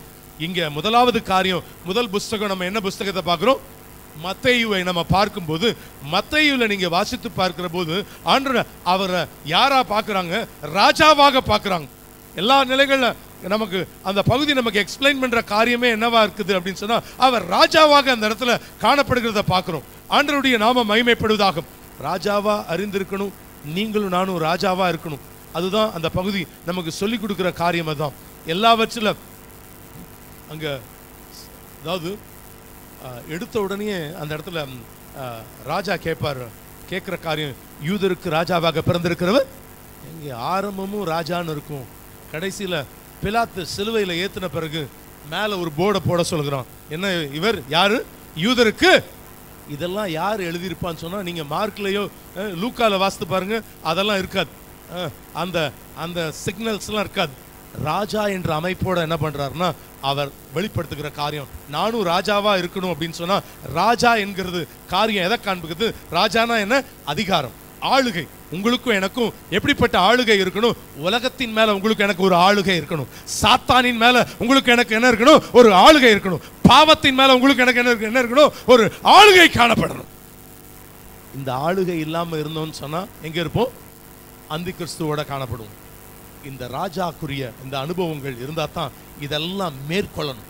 ராஜாவாக என்ன ஆசாரியனா மாத்தினீர்னு நம்ம பாடுறோம் சொன்னா என்ன ராஜா அப்படின்னு சொன்னா இதெல்லாம் நான் ஜெயிக்கணும். இதை ஜெயிச்சு மீட்டுக் கொள்ளப்பட்ட ஜனமாக என்ன பண்ணும்? கண்ணாடி கடல் அருகே அமர்ந்திருக்கணும். 24 மூப்பர்களோடு கூட அமர்ந்திருக்கிற ஒரு காட்சி, இயேசுவினுடைய மடியில் அமர்ந்திருக்கிற ஒரு காட்சி. ஆனா ஆண்டவரே இப்படிப்பட்ட அனுபவத்தை எனக்கு கொடுங்கன்னு நீங்க கேட்கும் பொழுது ஒவ்வொரு நாளும் ஒவ்வொரு நிமிடமும் ஆண்டவரே என்னை நீங்க, ஆண்டவரே ஸ்தோத்திரம், என்னை சுத்திகரித்து உமக்கு உகந்த பாத்திரமா காணப்பட கர்த்தர் உங்களுக்கு எனக்கு அனுக்கிரகம் செய்வாராக. சிங்கம் ராஜரீக வல்லமையை அது வெளிப்படுத்துகிறது. That is number 1. What is number 2? இரண்டாவது காரியம் என்ன சொல்லப்பட்டிருக்கு அப்படின்னு சொன்னா எந்த புஸ்தகம் அது? மார்க் எழுதின சுவிசேஷம். That's number 2. ரெண்டாவது காரியம், அதாவது அது எதை காண்பிக்குது அப்படின்னு சொன்னா எருது அப்படின்னால என்ன, கடினமான உழைப்பாளி. இருக்கிற வரைக்கும் என்ன பண்ணுது எருது, காலையில் என்ன பண்ணுது, நல்லா கடினமா உழைக்குது, சூப்பரா உழைக்குது. நல்லா உழைச்சி முடிச்சுட்டு கடைசியில் என்ன ஆகுதுன்னா நமக்கு பிரியாணியாவும் மாறிடுது எருது. நல்லா என்னங்க இன்னைக்கு உங்க வீட்டில் அப்படின்னா ஆபிரகாம் அப்படின்வாங்க. ஆபிரகாம் என்ன அப்படின்னா நமக்கு இவர் தான் யாரு, மாட்டுக்கறி, பீஃப். அதுதான் அந்த அந்த காரியம் சொல்லப்படுது. ஆனால் எங்கள் வீட்டில் செய்ய மாட்டாங்க, இங்கே செய்ய மாட்டாங்க. என் மனைவி சொல்லிடுவாங்க, நீ கிட்டேயே வராதுன்னு சொல்லிடுவாப்புல. நான் வெளியில் சாப்பிட்டு வருவேன், பீஃப் கறி சாப்பிடுவேன், நீ ஆட்டத்தில் இல்லை இன்னைக்கு, நோ கிட்ட வரக்கூடாது. ஆனால் பீஃப், ஆனால் பைபிள் நமக்கு சுட்டி காட்டுகிற காரியம், நம்ம சப்ஜெக்டுக்குள்ளே வந்துடும். இப்படியெல்லாம் நிறையா அனுபவங்களோட கூட பேசலன்னா அதுக்கெல்லாம் நமக்கு டைம் கிடையாது. ஆண்டவருடைய நாம மகிமைப்படுவதாக. மார்க் 1ஆம் அதிகாரம் 32ஆம் வசனத்தை வாசிங்க. மார்க் 1:32.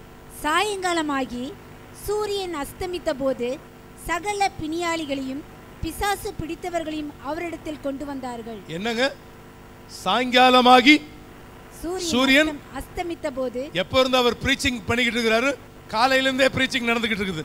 சாயங்காலமும் ஆயிடுச்சு, ஆனா என்ன பண்ணல, பிரீச்சிங்கை முடிக்கல. ஆனா அதுக்குள்ள என்ன பண்ணிட்டாங்க, ஜனங்கள்லாம் கொண்டு வராங்க. அந்த வசனத்தை வைமா, அதுல சுட்டி காட்டுகிற காரியம் என்ன அப்படின்னு சொன்னா, பிசாசு பிடித்தவர்களையும், அங்க இன்னொரு வார்த்தையை நல்லா வாசிங்க, சகல பிணியாளிகளையும். 1-2 பேர் இல்ல. அப்படின்னா என்ன அர்த்தம் அப்படின்னா, காலையில இருந்து பிரீச் பண்ணிட்டு இருக்கிறவருக்கு இனி ஆல் நைட் பிரேயரும் இருக்குது. என்ன பண்ணிட்டே இருப்பாங்க, ஒவ்வொருத்தரா வந்துகிட்டு இருப்பாங்க, இயேசு சுகமாக்கிட்டே இருக்கிறார். இப்படியெல்லாம் கடினமா என்ன பண்ணிக்கிட்டு இருக்கிறாரு, இயேசு கிறிஸ்து உழைக்கிறத காண்பிக்குது. அந்த எருது இப்படியே முடிக்கிறாரு. ராத்திரியெல்லாம் இந்த ஊழியத்தை செஞ்சு முடிச்சிட்டாரா அப்படின்னு கேட்டீங்கன்னா, அப்புறம் அப்படியே நீங்க வாசித்துட்டு வந்தீங்கன்னா 35வது வசனத்தை வாசிங்க. அவர் அதிகாலையில் இருட்டோடே எழுந்து புறப்பட்டு, அதிகாலையில் என்ன பண்ணாராம், இருட்டோடே எழுந்து புறப்பட்டு வனாந்தரமான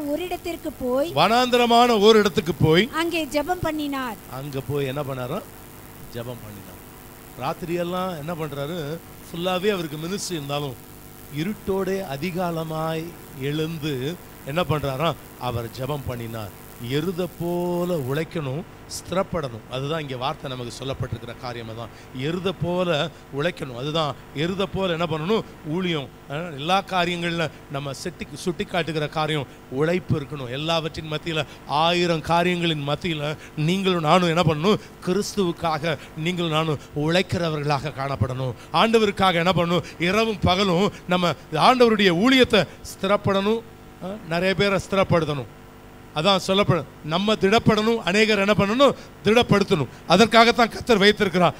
ஏன் அப்படின்னு சொன்னா, நாட்கள் ரொம்ப கம்மியா, நாட்கள் ரொம்ப சமீபமா இருக்கிறபடினால நீங்களும் நானும் இந்த காலத்தை ஆதாயப்படுத்த வேண்டும் என்று சொல்லி வசனம் சுட்டி காட்டுகிற காரியம் மிகவும் பலம் கொண்ட தைரியத்தை காட்டுகிறது. கலைந்து போகாது ஒரு பெரிய பலத்தை கொண்டதுதான் இந்த காளையாக நம்ம பார்க்கும்பொழுது பார்க்கிற காரியம். அதுதான் ஆண்டவருடைய நாம மகிமைப்படுவதாக.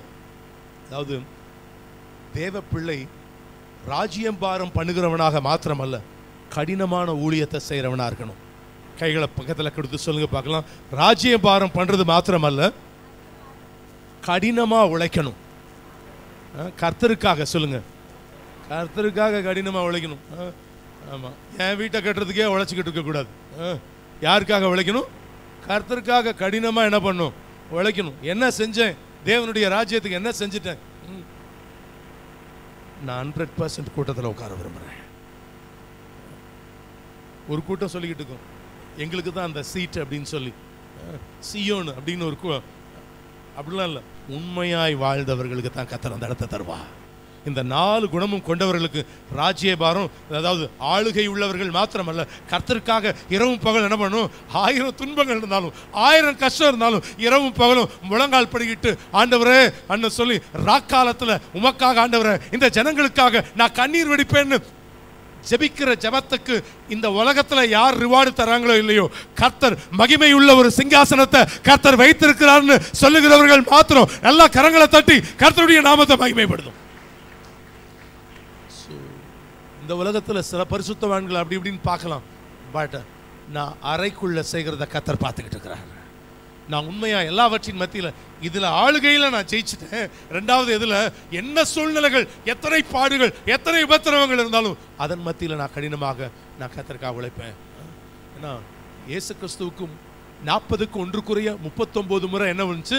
சவுக்கடி விழுந்துச்சு. ஆனா இன்னொருத்தருக்கு எத்தனை தடவை தெரியுமா விழுந்துச்சு? 5 தடவை அடிச்சாங்க. அதுல 195 195 கசை அடி.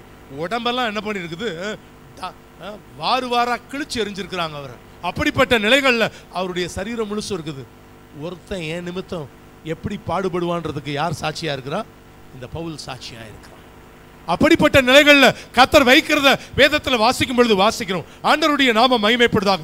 மூன்றாவது ஒரு ஆக்கியோன் நமக்கு எழுதும் போது எழுதுறார். யார் அங்க? லூக்கா. அது இவன் நம்ம ராஜ்யபாரம் பண்ணுகிறவர்களும் கடினமான ஊழியத்தை செய்கிறவர்களாக மாத்திரமல்ல, மூன்றாவது காரியம் இவர் எப்படி நாம் எல்லா காரியங்களிலும் நமக்கு வார்த்தை சுட்டி காட்டுகிற காரியம் என்ன? Son of God. யார அவர் அதாவது மனுஷகுமாரனா காட்சி அளிக்கிறார். அதாவது எல்லாருக்குமே அவர் என்னவா தான் இருந்தார்? மனுஷனா தான் காட்சி அளிச்சார். இயேசு கிறிஸ்து எல்லாருக்குமே எப்படி தான் தெரிஞ்சார்? அவர் மனுஷனா தான் தெரிஞ்சார். அதனால தான் இயேசு கிறிஸ்து பேதுருவை பார்த்து இந்த வேர்டை சொல்றார். இதை உனக்கு தெரிவிச்சது யாருப்பா? அவன் சொல்றான், நீ ஜீவனுள்ள தேவனுடைய குமாரனாகிய இது இது இது யாரும் உனக்கு சொல்லல. யார் சொல்லியிருக்கிறா? தேவாதி தேவன் உனக்கு பரலோகம் உனக்கு சொல்லியிருக்குதுன்னு சொல்றார். அவன் தான் அவரை தேவகுமாரனா யோசிக்கிறான். மற்ற எல்லாருமே அவரை எப்படி தான் யோசிச்சார்? உங்களை போல என்ன போல எப்படிப்பட்டவர்? பாடுள்ளவர்களாக. நிறைய பேர் வானத்திலிருந்து குதிச்ச மாதிரியே பேசிக்கிட்டு இருப்பாங்க. நம்ம இங்க இருக்கணும், யாரோட இருந்துகிட்டு இருக்கிறேன், எல்லாம் நான் 4 மணி நேரம் ஜோம் பண்ணிட்டேன் அப்படின்னு சொன்னா நான் வேற லெவல்ல இங்க பிஹேவ் பண்ற காரியம் இல்லை. நான் யாரா இருக்கணும்? முதல்ல மனுஷனா இருக்கணும். சொல்லுங்க பார்க்கலாம், எப்படி இருக்கணும்? செபிக்கிறோம் அப்படியோ இரவெல்லாம் அந்நிய பாஷை. பக்கத்தில் இருக்கும் கூட ஒரு அளவு கூட இருக்காது. அப்புறம் என்னத்துக்கு உங்களுக்கு அந்நிய பாஷை? அதுக்கு பேசாமலே இருந்துட்டு போயிடலாம். நெவர்திலெஸ் ஐயோ இவரா துஷ்டம்பா அப்படின்னு நான் விலகுறேன். அப்படி இல்லை. ஐயோ நான்லாம் யாரு தெரியும்ல அப்படியா? அப்படியே வச்சுப்பார் ஆண்டவர். அந்த கிறிஸ்துவனுடைய ஆட்சியில் உட்காந்து வச்சுப்பார் ஆண்டவர். ஜாக்கிரதையா இருக்கணும், மனுஷனா இருக்கணும். அதனால தான் இயேசு கிறிஸ்து அங்க உட்காந்துட்டு வேற மாதிரி என்னைய ட்ரீட் பண்ணிருக்கலாம். பட் யாரா வந்தார் இந்த இடத்துல? மனுஷகுமாரனா வரா. என்ன போல பாடுபடுகிறார். நான் வியாதிப்பட்டேன், நீங்க என்ன பண்ணீங்க? பார்க்க வந்தீங்க. நான் சிறையில் இருந்த என்ன பண்ணீங்க? காண வந்தீங்கன்னு அவர் சொல்லுகிறத வேதத்தில் வாசிக்கும் பொழுது வாசிக்கிறோம். ஆண்டவருடைய நாம மகிமைப்படுவதாக. நாம் எல்லா காரியங்கள்ல ஆண்டவருடைய காரியங்கள் அப்படியே நம்ம வாசிக்கும் பொழுது நிறைய காரியங்களை சொல்லிக் கொண்டு போகலாம். ஒரு வசனத்தை வாசிங்க. எபிரேயர் 2ஆம் அதிகாரம் 18ஆம் வசனத்தை வாசிங்க பார்க்கலாம். எபிரேயர் 2:18. ஆதலால் அவர் தாமே சோதிக்கப்பட்டு பாடுபட்டதினாலே அவர் சோதிக்கப்படுகிறவர்களுக்கு உதவி செய்ய வல்லவராய் இருக்கிறார் என்று சொல்லி அந்த பகுதியில் வாசிக்கும் பொழுது வாசிக்கிற காரியம் அதான். ஆண்டவருடைய நாம மகிமை. பக்கத்தில் இருக்கிறவங்களை என்ன பண்ணிட்டு வாழணும்? சகிச்சுக்கிட்டு வாழணும். சோதிக்கப்பட்டார் அவர். சோதிக்கப்பட்டதுனால சோதிக்கப்படுகிறவர்களுக்கு என்ன செய்யறாரா? உதவி செய்ய வல்லவராக இருக்கிறார் என்று சொல்லி அந்த பகுதியில் நாம் வாசிக்கும் பொழுது வாசிக்கிறோம். ஆண்டவருடைய நாம மகிமைப்படுவதாக. எல்லாவற்றில தேவன் நம்மை என்ன பண்ணாரா? நம்மை போல அவர் பாடுபட்டார். இந்த காரியங்களை தியானித்துக் கொண்டிருந்த பொழுது இந்த காலை பொழுதுல நான் இவ்வளவு வசனத்தை வெளிப்படுத்தல சொல்ல போறேன். ஜனங்களுக்காக ஒரு வார்த்தையை நீங்க கொடுங்கன்னு சொல்லும் போது ஆண்டவர் ஒரு வார்த்தையை உங்களுக்கு சொல்ல சொன்னார். எரேமியா 31ஆம் அதிகாரம் 12வது வேத வசனம். எரேமியா 31:12. அவர்கள் வந்து சீயோனின் உச்சியிலே கெம்பீரித்து கர்த்தர் அருளும் கோதுமை திராட்சரசம் எண்ணெய் ஆட்டுக்குட்டிகள் கன்றுக்குட்டிகள் என்பவைகளாகிய இந்த நன்மைகளுக்காக ஓடி வருவார்கள். அவர்களுடைய ஆத்துமா நீர்ப்பாய்ச்சலான தோட்டத்தை போல் இருக்கும். அவர்கள் இனி தோய்ந்து போவதில்லை. பக்கத்துல பார்த்து சொல்லுங்க, நீங்க தோய்ந்து போவதில்லை. அதாவது இந்த தொய்வு அப்படின்னா என்ன தெரியுமா? தேவனுடைய பிள்ளைகளுக்கு எந்தெந்த காரியத்திலும் என்ன வருது? ஒரு தொய்வு ஏற்படுது. ஐயோ அப்படின்னு எங்கேயோ இருப்போம், டப்புன்னு ஒரு தொய்வு ஏற்படுது. எந்த காரணத்தோட? ஒவ்வொரு ஏரியாவிலையும் நீங்க எந்தெந்த ஏரியாவில் தொய்வு ஏற்படுதோ ஒவ்வொரு ஏரியாவிலையும் கர்த்தர் ஒரு மாற்றத்தை கத்த தருவா. நான் அப்படிதான் விசுவாசிக்கிறேன். இந்த வாரத்தில் நீங்க எந்தெந்த ஒருவேளை இந்த ஆலயத்துக்குள்ள உள்ள நுழையறதுக்கு முன்பாக எந்த காரியத்தை, எந்த ஏரியாவை குறித்து ஒரு தொய்வோடு கூட வந்தீங்களோ, கர்த்தர் அருளும் நன்மைகள் உங்களுக்காக காத்து கொண்டிருக்குது. எந்தெந்த நன்மைகளுக்காக நீங்க கர்த்தர் அருளும் கோதுமை, திராட்சரசம் வரிசையாங்க நமக்கு சொல்லி கொடுத்துருக்கிற காரியம் அதான். எல்லாமே உங்களுக்கு நீர் பாய்ச்சலான தோட்டம் போல இருக்கும். இனி என் பிள்ளைங்க என்ன பண்ணுவதில்லை, தொய்ந்து போவதில்லைன்னு வேதத்தில் வாசிக்கும் பொழுது வாசிக்கிறோம். ஆண்டவருடைய நாம மகிமைப்படுதாக. இதே 31ஆம் அதிகாரம் 5ஆம் வசனத்தை நீங்க வாசித்து பாருங்கள். 31:5. மறுபடியும் சமரியாவின் மலைகளிலே திராட்சை தோட்டங்களை நாட்டுவாய், நாட்டுகிறவர்கள் அவைகளை நாட்டி அதன் பலனை அனுபவிப்பார்கள். நாட்டுகிறவர்கள் அவைகளை நாட்டி அதன் பலனை என்ன பண்ணுவாங்களா, அனுபவிப்பாங்க. நீங்க இந்த வாரத்துல இதுவரைக்கும் பட்ட பிரயாசத்தின் பலனை அனுபவிக்க கர்த்தர் கிருபை தருவா. நீங்க தொய்ந்து போவதில்லை. உங்க குடும்பத்தை தொய்வோட விட மாட்டா. கர்த்தர் ஒரு பெரிய அற்புதத்தை நீங்க எந்த காரியத்துல தொய்வோடு கூட வந்தோமோ அந்த காரியத்துல கர்த்தர் தொய்வு இல்ல, தலை நிமிர செய்வார்னு விசுவாசிக்கிறவங்க கைகளை தட்டி கர்த்தருடைய நாமத்தை மகிமைப்படுத்துவோம். எல்லாம் உற்சாகமா கரங்களை தட்டுவோம். ஆண்டவர் மாபெரும் காரியங்களை கர்த்தர் செய்வதற்காக வல்லமை உள்ளவராக இருக்கிறார். 4வது யாரை குறித்து பார்க்கிறோம்? யோவான் சபைக்கு, அதாவது இந்த வார்த்தை நமக்கு சொல்லிக் கொடுக்கிற காரியம் என்ன அப்படின்னா, வானத்தின் உச்சியில் இருக்கிற கழுகு இறங்கி வருவது போல இறங்கி வருகிற தேவகுமாரனை அது காண்பிக்கிறது. அதுதான் உன்னதத்தின் நிலை. ஆண்டவருடைய நாம மகிமைப்படுவதாக. எல்லா காரியங்களிலும் அந்த வார்த்தை நமக்கு சொல்லிக் கொடுக்கிற காரியம் என்னன்னா, உன்னதத்தின் அனுபவம், அதாவது உன்னத அனுபவத்தில் பறக்கிற ஒரு சபை. ஆண்டவருடைய நாம மகிமைப்படுவதாக. உன்னதத்தில் பறக்கிற ஒரு என்னவா கொண்டு போக போறார் உங்களை என்னையும், ஒரு கழுகாக கர்த்தர் உன்னதத்துக்கு கர்த்தர் கொண்டு போக போகிறார். அதை வெளிப்படுத்தும் வண்ணமாக தான் 4வது இந்த காட்சி அமைப்பு காணப்படுகிறத வேதத்தில் வாசிக்கும் பொழுது வாசிக்கிறோம். சபையின் அனுபவமாக பார்க்கிறோம், கழுகின் அனுபவமாக நம்ம பார்க்கும்போது, யோவான் இந்த காரியத்தை எழுதும்போது யாருக்கு எழுதுறாரு? சபைக்கு எழுதுறாரு. கழுகின் உன்னதமான நிலையில் இருந்தால் தான் அதில் இருக்கக்கூடிய சப்ஜெக்ட்லாம் என்ன பண்ணும் உங்களுக்கு புரியும். எல்லா காரியங்களில் அந்த ஆக்கியோன் அப்படி எழுதியிருப்பார். 90 வயசுக்கு மேலே அவரை கொண்டு போய் பத்மு தீவில் போய் அங்கே உட்காந்து எதை எழுதுறாரு? வெளிப்படுத்தின விசேஷம். நம்ம தியானிச்சுக்கிட்டு இருக்கிற வெளிப்படுத்தல எழுதிட்டு, யோவான் எழுதின 1ஆம் நிருபம், 2ஆம் நிருபம், 3ஆம் நிருபம்லாம் எழுதி முடிச்சுட்டு, இனி அவர் கடைசியாக எழுதினது தான் எதை எழுதுறாரு? இந்த யோவான் சுவிசேஷத்தை அப்புறம் தான் எழுதுறாரு. எல்லாம் நல்ல முதிர்ச்சியாய் இப்போ எங்க சபை என்ன பண்ணணும், எடுத்துக்கொள்ளப்படுகிற அந்த அனுபவத்துக்கு என்ன பண்ணுகிறாருன்னா, அந்த காட்சி அமைப்பில் தான் என்ன பண்ணணும்னா, ஒவ்வொரு வார்த்தைகள் ஒவ்வொரு அமைப்பும் இருக்கிறத வேதவசனம் நமக்கு சொல்லிக் கொடுக்கிற காரியமாக தான், ஒரு வெளிப்பாடோடு அவர் எழுதுகிறத வேதவசனம் சொல்லப்பட்டிருக்கிற காரியமாக தான் நாம் எல்லா காரியங்களில் இப்படி அவர்கள் எடுத்துக்கொள்ளப்படுகிற அனுபவத்தை அந்த பகுதியில் வாசிக்கும் பொழுது வாசிக்கிறோம். ஆண்டவருடைய நாமம் மகிமைப்படுவதாக. கடைசி அந்த வசனத்தை நம்ம வாசித்து நம்ம முடிக்கலாம். தொடர்ந்து வாசிங்க. இப்படி இந்த 4 காரியங்களை, இந்த 4 அனுபவத்தை, இந்த 4 டைமென்ஷன்ஸ் ஆஃப் ஜீசஸ் கிரைஸ்ட், ஒரு பக்கம் காளை, ஒரு பக்கம் சிங்கம், ஒரு பக்கம் மனுஷ முகம், ஒரு பக்கம் கழுகினுடைய அனுபவம், சபையினுடைய உன்னத நிலை, இந்த சபை ஆண்டவர் எடுத்துக்கொள்ளும்படியாக வருகிற இந்த 4 அனுபவங்களோடு கூட இருக்கிற, அதாவது நல்லா எப்பயுமே அவரோடு கூட கழுகு நமக்கு நிறைய காரியத்தை சொல்லிக் கொடுக்கும். எப்பொழுதும் ஜபத்தில் எப்படி இருக்கணும், உன்னத நிலைமையில காணப்படணும். அப்படிப்பட்ட நிலைமைகளுக்குள்ள வரும் பொழுது அந்த ஸ்பிரிட்டோட இருக்கிறவங்க தான் அந்த இடத்துல என்னவா இருக்கிறாங்கன்னா, லிவிங் கிரியேச்சர்ஸா அவரை சுற்றிலும் இருக்கிற அந்த காட்சி அமைப்பாக பார்க்கும் பொழுது பார்க்கிறோம். இவங்கெல்லாம் இப்போ என்ன செய்யறாங்க? 4ஆம் வசனத்தை அப்படியே 4வது அதிகாரத்தில் தொடர்ந்து வாசித்து முடிங்க. அந்த 4 ஜீவன்களிலும் ஒவ்வொன்று அவ்வாறு சிறகுள்ளவைகளும், அது முடிச்சிட்டோம், வாசிங்க. சுற்றிலும் உள்ளேயும் கண்களால் நிறைந்தவர்களுமாயிருந்தன. அவைகள் இருந்தவரும் இருக்கிறவரும் வருகிறவருமாகிய சர்வ வல்லமையுள்ள தேவனாகிய கர்த்தர் பரிசுத்தர் பரிசுத்தர் பரிசுத்தர் என்று இரவும் பகலும் ஓய்வில்லாமல் சொல்லிக் கொண்டு, இருந்தவரும் இருக்கிறவரும் வருகிறவருமாய் இருக்கிற சர்வ வல்லமையுள்ள தேவனாகிய கர்த்தர் பரிசுத்தர் பரிசுத்தர் பரிசுத்தர் என்று இரவும் பகலும் ஓய்வில்லாமல் சொல்லிக் கொண்டிருந்தன. அவைகளுக்கு பார்த்தீங்கன்னா சுத்திலும் என்னதான் இருக்குது, எல்லா பக்கமும் என்ன, அந்த கண்கள் அது எதை காண்பிக்குதுன்னா வெளிப்பாடு, வசனத்தினுடைய வெளிப்பாட்டின்படி நடந்து எல்லாவற்றில் டிரான்ஸ்பரண்ட் பீப்புள் அந்த இடத்துல என்ன பண்றாங்கன்னா, காட்சி அமைப்பில் இருக்கிற அந்த காட்சியை தான் அது நமக்கு சொல்லப்பட்டிருக்கிற காரியம். அவைகளெல்லாம் இந்த வார்த்தையை சொல்லிட்டு வாசிங்க. என்று இரவும் பகலும் ஓய்வில்லாமல் சொல்லிக் கொண்டிருந்தனர். மேலும் சிங்காசனத்தின் மேல் வீற்றிருந்து சதா காலங்களிலும் உயிரோடு இருக்கிறவருக்கு அந்த ஜீவன்கள் மகிமையும் கனத்தையும் ஸ்தோத்திரத்தையும் செலுத்தும் போது 24 மூப்பர்களும் சிங்காசனத்தின் மேல் வீற்றிருக்கும் முன்பாக வணக்கமாய் விழுந்து சதா காலங்களிலும் உயிரோடு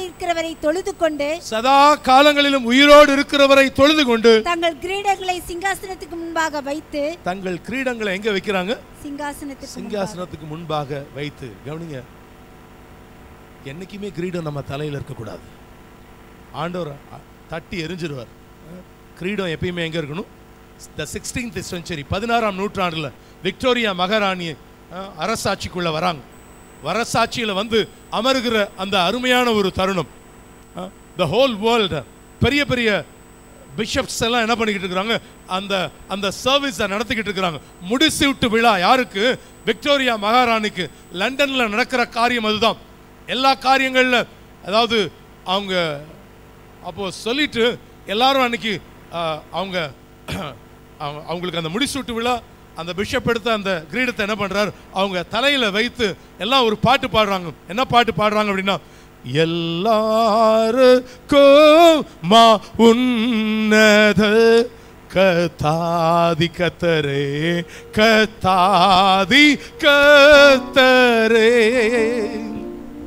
மெய்யான தெய்வ மனித நீ வாழ்க வாழ்க வாழ்க வாழ்க வாழ்க வாழ்க வாழ்க நீ வாழ்க இயேசுவே. பாட்டை பாடிக்கிட்டு இருக்கும்போது விக்டோரியா மகாராணி செஞ்சாங்க. அப்படி நின்றுகிட்டு இருந்தவங்க டக்குன்னு தன்னுடைய தலையில் இருக்கிற கிரீடத்தை எடுத்து கீழே வச்சுட்டு அதுக்குள்ள எல்லாம் சொன்னாங்க, கிரீடத்தை எடுக்காதீங்கன்னு. யாரை பார்த்து சொன்னாங்க? அங்க இருக்கிற பிஷப்லாம் சொன்னாங்க, கிரீடத்தை எடுக்காதீங்கன்னு. ஆனா அந்த பாட்டை பாடிக்கிட்டு இருக்கும்போது விக்டோரியா மகாராணி செஞ்சது அதுதான். சிங்காசனத்தை கீழே வச்சுட்டு பலிபீடத்துக்கு நேராக சாஷ்டாங்கமா விழுந்துட்டாங்க. அவ்வளவுதான். விழுந்து என்ன பண்ணாங்கன்னா அவங்க தொழுது கொண்டாங்க. அதனால தான் நான் இப்படிதான் யோசிக்கிறேன். உலகத்தை இத்தினூண்டு நாடா இருந்து உலகத்தெல்லாம் ஆட்டி படிச்சது என்ன? யாருடைய காலகட்டம் அது அப்படின்னா விக்டோரியா மகாராணியுடைய காலகட்டம். யாரெல்லாம் உண்மையா தாழ்த்துறீங்களோ, கிரீடத்தை தலையிலேயே வச்சுக்கிட்டு இருப்போம் அப்படின்னு சொன்னா ஆண்டவரே தள்ளி போடுவார்.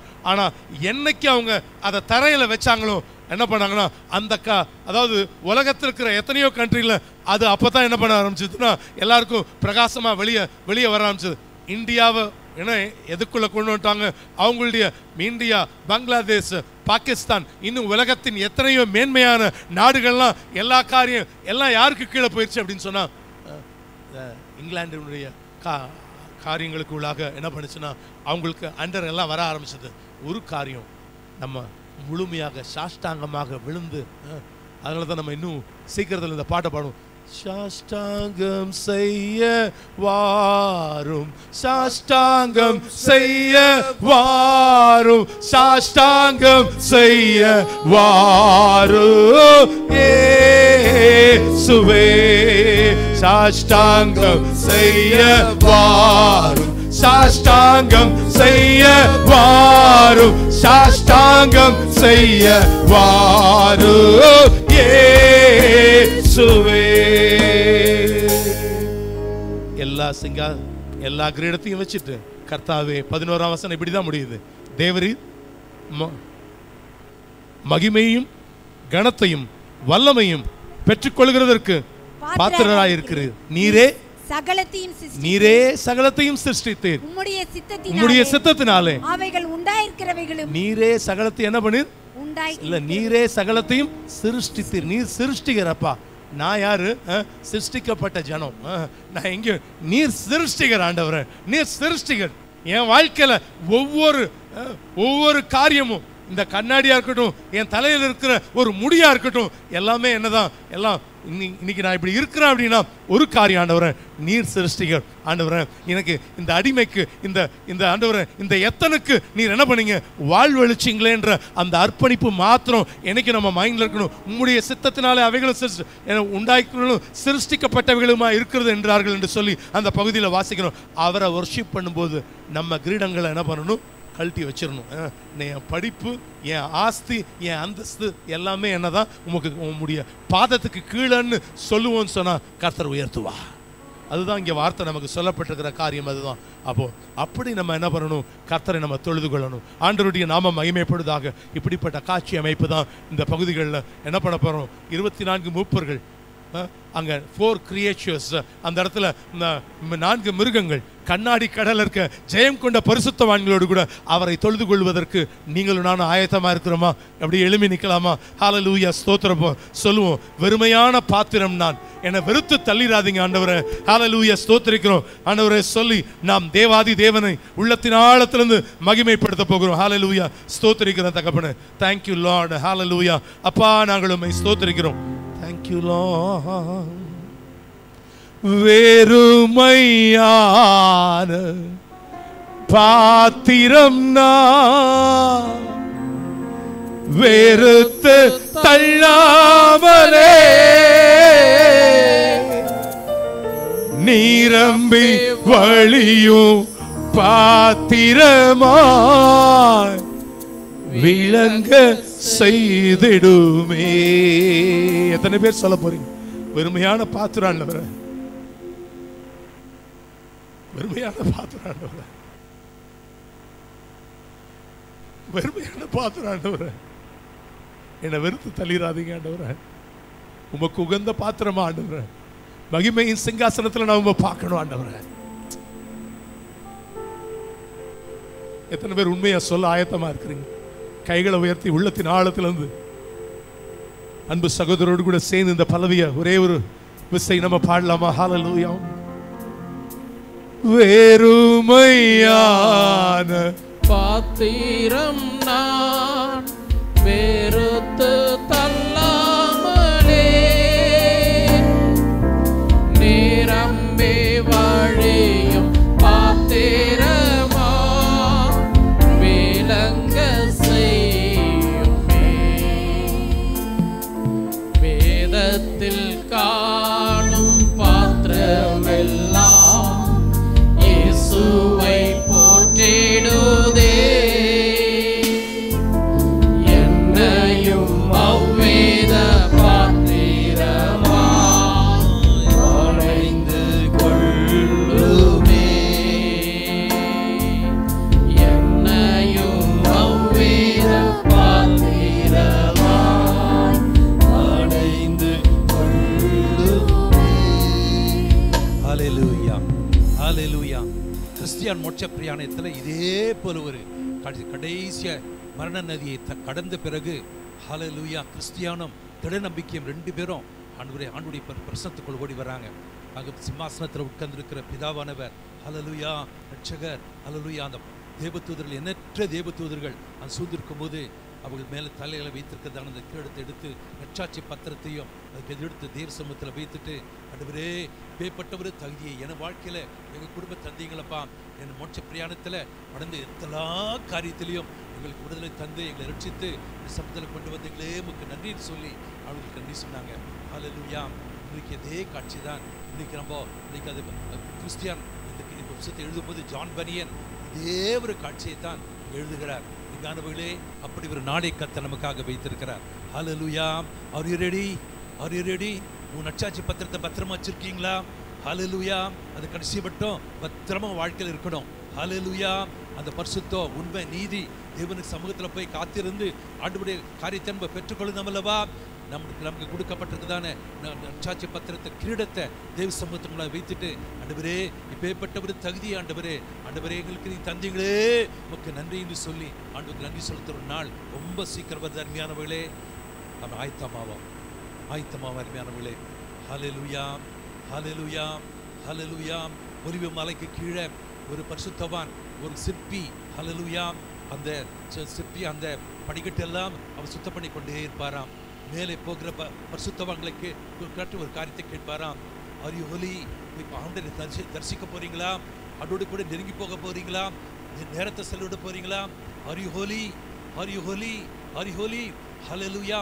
பரிசுத்தர் பரிசுத்தர் பரிசுத்தர் என்று போன்ற அந்த பரிசுத்தரை பார்க்கிறதுக்கு நீங்க பரிசுத்தமா இருக்கிறீங்களா அப்படின்னு அந்த கேள்வி அங்கே கேட்கப்பட்டுட்டே இருப்பார். அவர் ஜங்களா அவர் இன்னைக்கு ஒருவேளை உயிரோடு இருக்கிறாரே தெரியல. ஆனால் இன்னைக்கு ஆண்டவர் இன்னைக்கு இன்னும் வாழ்க்கையும் என் வாழ்க்கையை பார்த்து கேட்கிற ஒரு கேள்வி, பரிசுத்தமா இருக்கிற மகளே, பரிசுத்தமா இருக்கிற மகனே, ஹல்லேலூயா! இன்னும் பரிசுத்தமாகட்டும், இன்னும் பரிசுத்தமாகட்டும், இன்னும் பரிசுத்தமாகட்டும். வெளிப்படுத்தல் கடைசியில் தான் வாசிக்கிறோம், பரிசுத்தமாகிறோம், இன்னும் பரிசுத்தமாகட்டும். பரிசுத்தத்தை கத்த விரும்புகிறார். இன்னைக்கு ஆண்டவரே அந்த பரிசுத்த உள்ளத்தோடு கூட உம்மை மகிமைப்படுத்த ஆயத்தமாக எனக்கு உதவி செய்யும் என்று கேட்போம். கர்த்தர் நமக்கு உதவி செய்வார். தகப்பனே, இந்த காலவெளியில் நீங்கள் கொடுத்த நல்ல ஒரு சாத்திய பாக்கியத்துக்காக நம்ம துதிக்கிறோம் அப்பா. இவ்வட்டங்களே நடத்திட்டீங்களா ராஜா, இனிமேலும் இன்னும் நடத்த வல்லவர் ராஜா. எங்கள் விசுவாசத்தை தோற்கிறது மாத்திரம் அல்லப்பா, எங்களை முடிய பரிந்தும் ஆண்டவரே எங்களை நடத்தி வந்த ராஜா, எங்களை கொண்டு போய் பரலோக கரையில் சேர்க்குவதற்கு நீர் எங்களுக்கு போதுமானவராக இருக்கிறீங்களே. எங்களுக்கு தந்த பரிசுத்தாவியானதற்காக ஸ்தோத்திரம். எங்களை நடத்தி கொடுங்கப்பா, மகிமைப்படும். எங்களை பரிசுத்தமாக வைத்து காத்துக்கொள்ள ஜெபிக்கிறோம். இயேசுவின் மூலம் ஜெபம் கேளும் நல்ல பிதாவே, ஆமென்.